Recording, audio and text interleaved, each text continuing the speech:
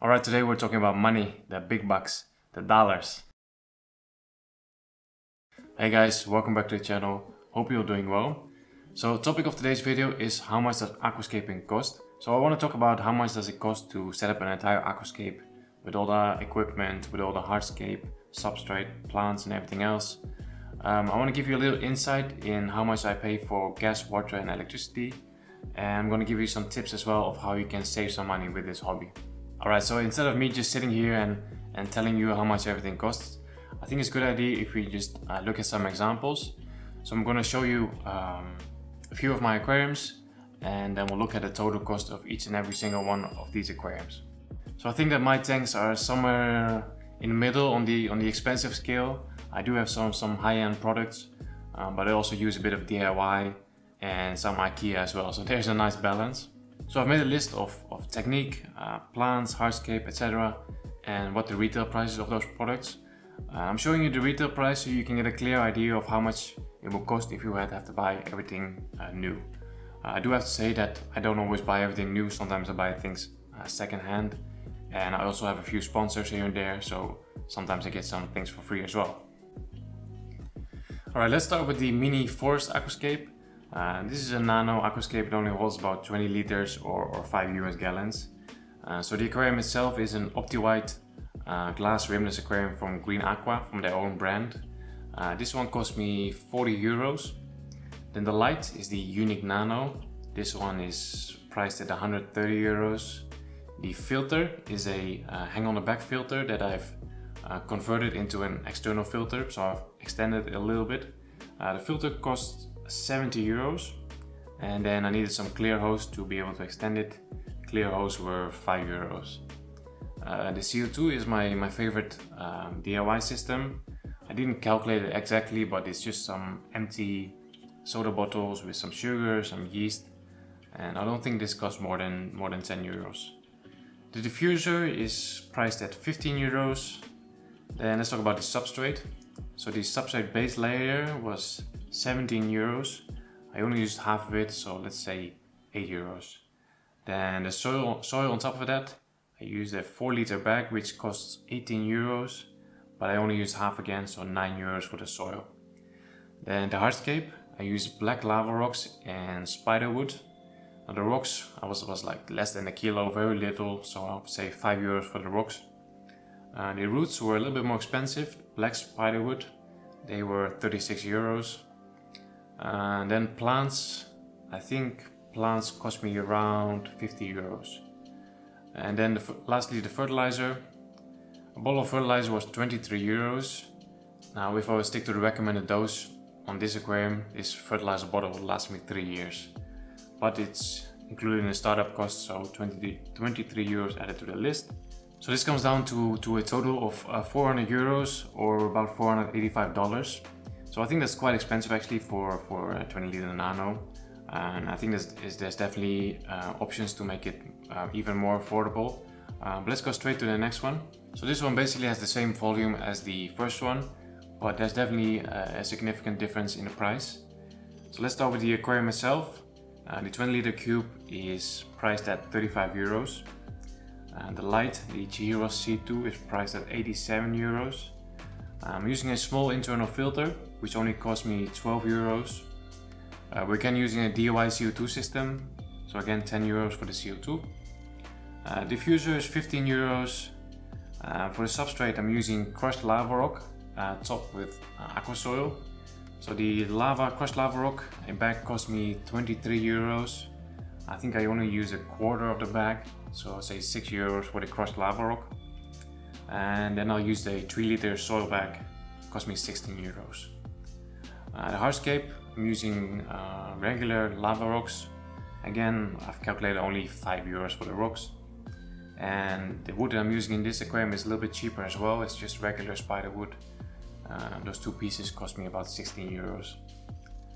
Plants I've calculated again around 50 euros, give or take. And the fertilizer is again 23 euros. Right, so that comes down to a total of 275 euros or about $330. So that's a big difference comparing to the first one. It's about 125 euros difference.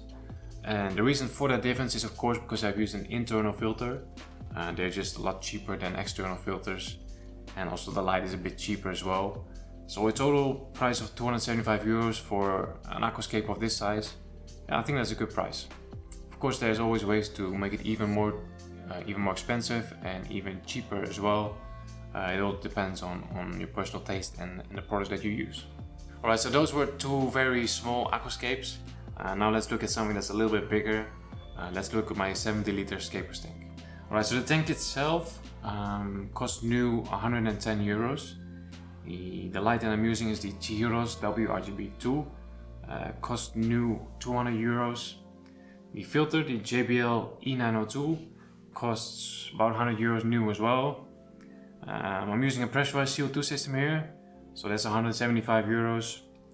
I'm using an external filter, so we have lily pipes as well, glass lily pipes, 40 euros. The clear silicone hose, 10 euros. Diffuser, 17 euros.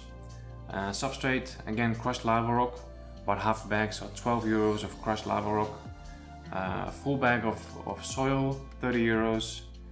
Hardscape, we only use black lava rock, so that's quite a cheap hardscape, so it's 35 euros.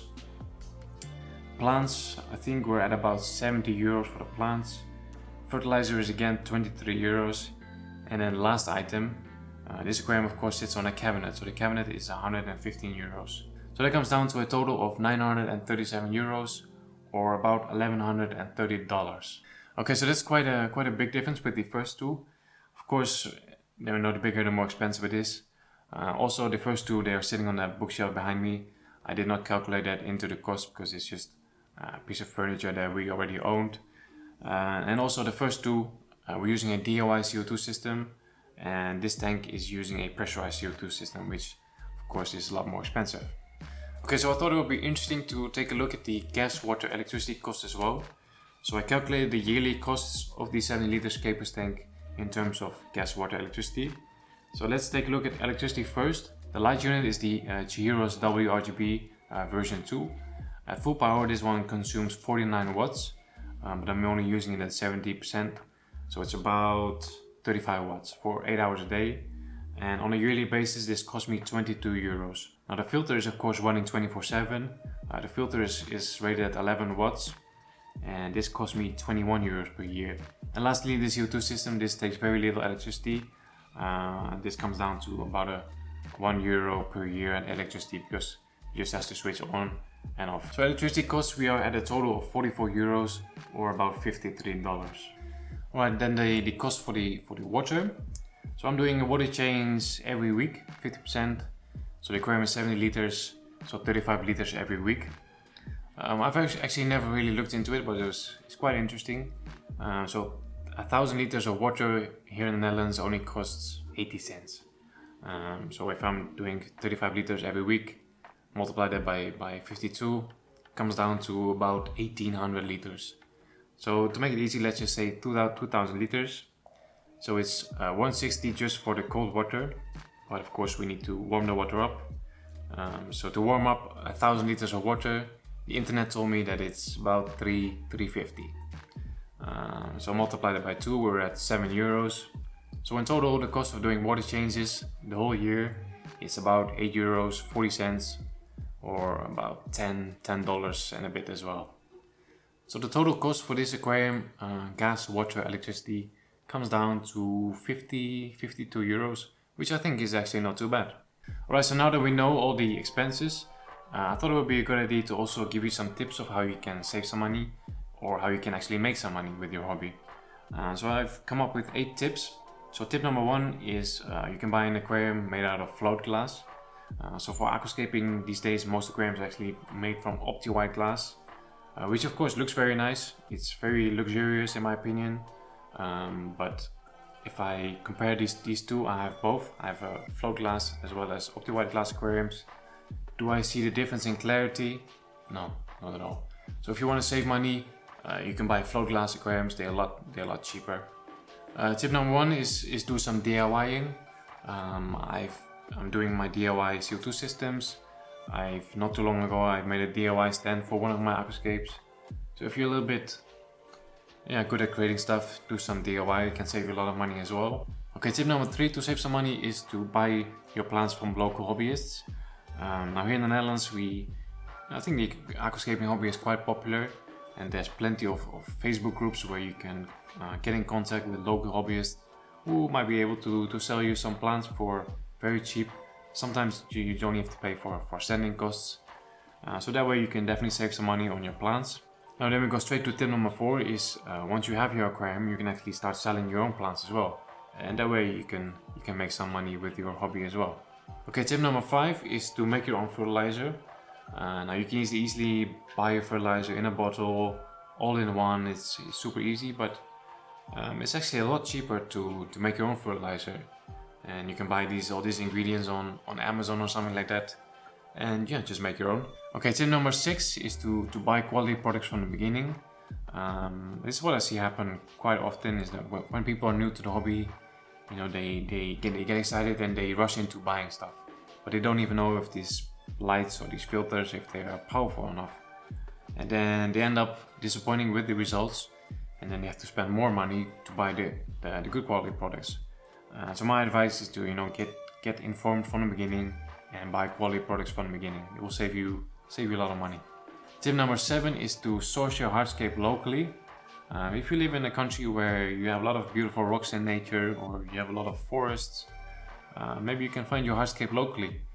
Now, I'm not promoting this, and if you get caught and you get a fine, I'm sorry. Maybe you first have to check if it's allowed to take some materials from nature. But yeah, if you can, then you can actually save quite some money on your hardscape. And the last tip number 8, is to maybe buy some items second-hand. Would I buy a fish tank second-hand? Probably not. It's probably going to have some scratches, or the silicone is not that good quality anymore. But for example, a light unit, I think a good quality light unit you can easily find second-hand, and they will still last you for a very long time.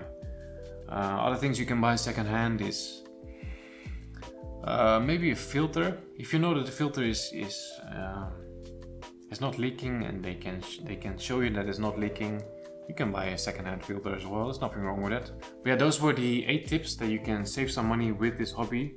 If you have more tips, just drop them in the comments, and maybe we can create some valuable comments with a lot of ways that you can save money on this hobby. Alright, that's all I have on numbers and money. Of course, there's still other costs like maintenance tools, livestock, fish food. But I think those things are a little bit more personal, and you can add them to the list yourself. But guys, let me know if you think if aquascaping is an expensive hobby, and if so, how do you keep your cost low? Share it in the comments, and maybe we can all learn something from each other. Hope you enjoyed this video. If you did, give it a thumbs up, subscribe if you haven't already, and I'll see you in the next one. Take care, bye.